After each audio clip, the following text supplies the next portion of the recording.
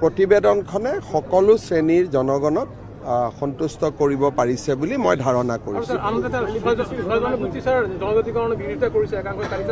তেনেকুৱা যিকোনো কথা এটা হ'লে তাৰ ফৰ আৰু এগেইনষ্টটো থাকিবই, সেইকাৰণে গণতন্ত্ৰ বুলি কোৱা হয়।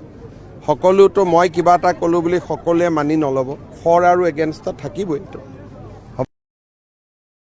মই আৰু ইয়াতে বিশেষ দীঘলীয়াকৈ ক'ব খোজা নাই। মন্ত্ৰী গোটৰ প্ৰতিবেদন আপোনালোকৰ সন্মুখত আছে, গতিকে প্ৰতিবেদনত লিখা কথাখিনি আৰু বেলেগ কথা একো নাই। মই তেনেকুৱা মই দেখা নাই, মইতো আৰতিতে বহি আছিলোঁ, কোন বিধায়কে কি কৈছে মই শুনা নাই।